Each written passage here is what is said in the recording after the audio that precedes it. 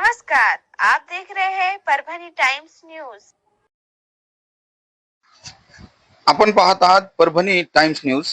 जिंतूर शहरालगत निमगिरी परिसरात आमच्या मालकीची शेतजमीन सर्वे नंबर 22 मधून अवैधरित्या मुरुमाची चोरी करत असताना पकडले असता त्या युवकांनी आपल्या भाऊ अय्या खान याला फोन करून सांगितले की सलीम पहिलवान हे शेतातून मुरुम घेऊन देत नाहीत व दमदाटी करत आहेत असे सांगितले। अय्या खान याने आपल्या पत्नीला घेऊन पोलीस स्टेशनला गेले व आमच्या वडिलांच्या व आमच्या सर्व भावंडांच्या विरोधात गुन्हा दाखल करावे म्हणून दबाव टाकीत होते।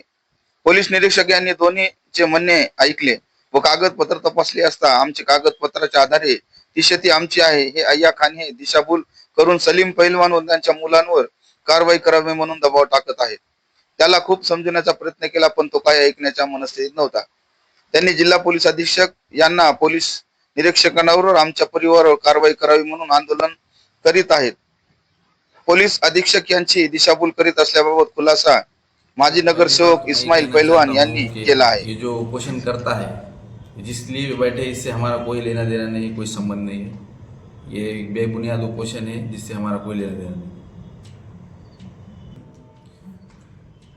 उनका जो कहना है, पुलिस स्टेशन में भी उन्होंने आए थे तो यही बता रहे थे कि तो वो जो खेती है सर्वे नंबर 22 ये हमारे मालकी की, हमारे भाई के मालकी की, मेरे मालकी की है और जो संबंधित उपोषण करता है इसका उस खेती से कोई लेना देना नहीं। और नियर अबाउट वहाँ पर आजू बाजू जो सर्वे नंबर है उसी में भी इसी का कोई खाता नहीं है या कोई 7/12 नहीं है। जिस जमीन की बात, जो जमीन है निमगिरी संस्थान की है, हमारा जो सर्वे नंबर 22 और 22 को लगकर 21 है।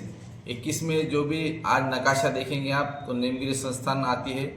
जो 27 का वो उल्लेख हो रहा है बार बार, तो 27 ये कुछ भूगोड़दारों का ऑलरेडी वहाँ पर लोग है, भूगोड़दार है और ये कुपोषणकर्ता का किसी भी सर्वे नंबर से कोई लेना देना नहीं।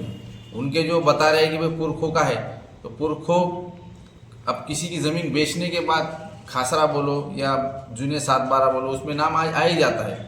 और इसका मतलब ये नहीं कि सब वैसे ही होता है कि भाई पुरानी बेची हुई ज़मीन आज जैसे आज की जो 7/12 है उसको मायने रखती है। अच्छा, और रहा सवाल आज का, तो आज की 7/12 ये मेरे खुद के भाई के हमारे नाम पर है और इसमें उपोषणकर्ता का कोई लेना देना नहीं। और रहा सवाल दूसरा, मेरे पिताजी जिंतूर नगर पालिका के नगर सेवक रहे, उपाध्यक्ष रहे और मैं भी पिछले 5 साल से नगर सेवक हूँ। तो जानबूझ के हमारी कहीं ना कहीं छवि खराब करने का काम ये लोग कर रहे हैं। तो मेरी एक निवेदन है आपके थ्रू कि भाई इसकी कहीं ना कहीं चौकसी होनी चाहिए। जो लोग फ्रॉड तरीके से कहीं ना कहीं ज़मीन का अपना बताकर हमें बदनाम करने की कोशिश कर रहे हैं, कि कहीं ना कहीं इसको रोक लगना चाहिए। क्या लगता है कि उसको जोड़ते हो सकता है ना, क्योंकि अभी स्थानिक स्वराज संस्था भी कुछ ही महीनों पर आ रुकी है और इसमें हमें बदनाम करना या फिर हमारी छवि खराब कर जनता में हमें कहीं ना कहीं एक गलत दिशा में या गलत बताकर हमें बदनाम करने की कोशिश की जा रही है। नहीं, मेरा तो मैं जहाँ तक उस इनको अभ्यास किया है, इनके बारे में जानकारी निकाली है, तो इन्होंने अब तक ऐसे 5-6 मैटर ऐसे हैं जिसमें उपोषणकर्ता और उनकी पत्नी ने मिलकर या संगमत करके लोगों को ब्लैकमेल करने के तरीके के हिसाब से लोगों पे गुने दाखिल किए, खोटे गुने दाखिल, जिसमें आज भी लोग बेजार है, परेशान है।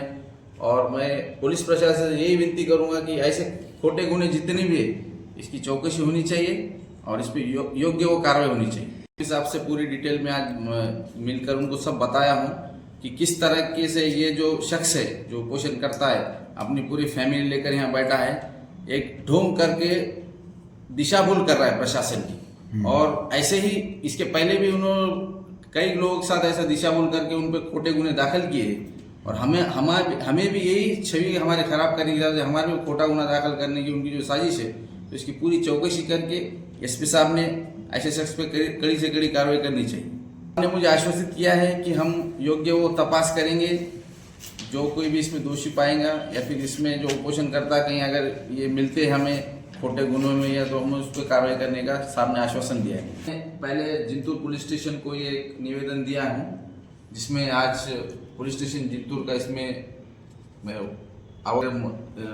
PI साहब से पूरी डिटेल बताया हूँ और उसके बाद तुरंत ही मैंने माननीय SP साहब परभणी पुलिस अधीक्षक साहब से आज मुलाकात करके पूरा बेंच उनको सुपुर्द किया है और इन्होंने जितने जितने लोगों को ब्लैकमेल के तरीके से केसेस गुने दाखिल किए, ये सब की डिटेल आज एसपी साहब को दी है।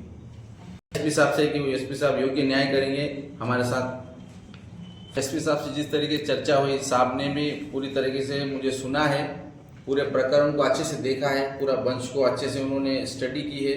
और मेरा यही सवाल था कि मैं एक प्रतिनिधि हूँ, लोक प्रतिनिधि, 2-4 हज़ार लोगों ने मुझे चुन कर दिया है, तो मैं ऐसे जो ये काम जो बता रहे हैं वो पोषण करता, इस टाइप का काम मेरा किसी भी इसमें एंगल से नहीं मिलता है। और साहब ने मुझे आश्वासित किया है कि मैं योग्य वो कार्रवाई करूँगा। इस आपको मैं ये भी बताया हूँ कि साहब अगर ये जो अय्या नामक व्यक्ति है, अगर इसी तरह से इनको अगर मोकला छोड़ दिया जाए तो ये अच्छे से अच्छे लोगों को परेशान करने का काम करेंगे और अच्छे लोगों की छवि खराब करके उनको ब्लैकमेल करने का काम करते रहे। तो एसपी साहब ने इस बात पर मुझे आश्वासित किया है कि मैं इसमें डिटेल स्टडी करके इसकी योग्य वो कार्रवाई करूँगा।